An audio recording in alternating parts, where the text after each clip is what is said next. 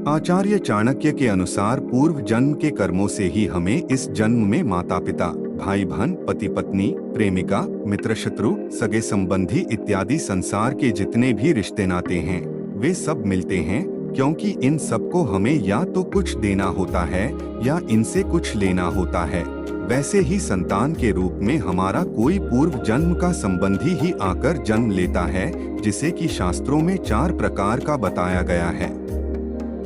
आइए जानते हैं। पहला, ऋणानुबंध। पूर्व जन्म का कोई ऐसा जीव जिससे आपने ऋण लिया हो या उसका किसी भी प्रकार से धन नष्ट किया हो, वह आपके घर में संतान बनकर जन्म लेगा और आपका धन बीमारी या व्यर्थ के कार्यों में तब तक नष्ट करेगा जब तक कि उसका हिसाब पूरा न हो जाए। दूसरा, शत्रु पुत्र। पूर्व जन्म का कोई दुश्मन आपसे बदला लेने के लिए आपके घर में संतान बनकर आएगा और बड़ा होने पर माता पिता से मारपीट, झगड़ा या उन्हें सारी जिंदगी किसी भी प्रकार से सताता ही रहेगा।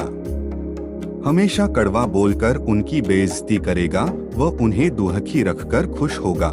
तीसरा, उदासीन पुत्र। इस प्रकार की संतान न तो माता पिता की सेवा करती है और न ही कोई सुख देती है और उनको उनके हाल पर मरने के लिए छोड़ देती है। विवाह होने पर यह माता पिता से अलग हो जाती है। चौथा, सेवक पुत्र। पूर्व जन्म में यदि आपने किसी की खूब सेवा की है तो वह अपनी की हुई सेवा का ऋण उतारने के लिए आपकी सेवा करने के लिए पुत्र बनकर आता है। जो बोया है वही तो काटोगे। अपने माँ बाप की सेवा की है तो ही आपकी औलाद बुढ़ापे में आपकी सेवा करेगी, वरना कोई पानी पिलाने वाला भी पास में न होगा। चाणक्य कहते हैं कि आप यह न समझें कि ये सब बातें केवल मनुष्य पर ही लागू होती हैं। इन 4 प्रकारों में कोई सा भी जीव भी आ सकता है। जैसे आपने किसी गाय की निस्वार्थ भाव से सेवा की है तो वह भी पुत्र या पुत्री बनकर आ सकती है। यदि आपने गाय को स्वार्थवश पालकर उसके दूध देना बंद करने के पश्चात उसे घर से निकाल दिया हो तो वह ऋणानुबंध पुत्र या पुत्री बनकर जन्म लेगी।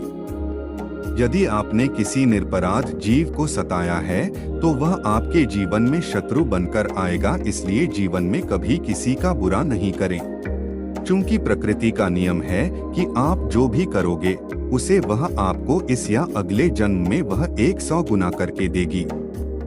यदि आपने किसी को 1 रुपया दिया है तो समझो आपके खाते में 100 रुपए जमा हो गए हैं।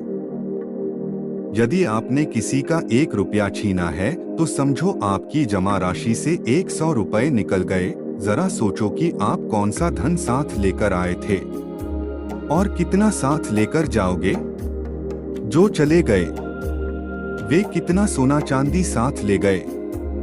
मरने पर जो सोना चांदी धन दौलत बैंक में पड़ा रह गया, समझो वह व्यर्थ ही कमाया। औलाद अगर अच्छी और लायक है तो उसके लिए कुछ भी छोड़कर जाने की जरूरत नहीं, खुद ही खाकमा लेगा।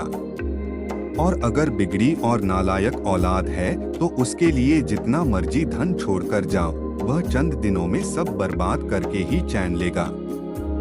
मैं मेरा तेरा सारा धन यहीं का यहीं धरा रह जाना है, कुछ भी साथ नहीं जाना है। साथ सिर्फ नेकियां ही जाएंगी।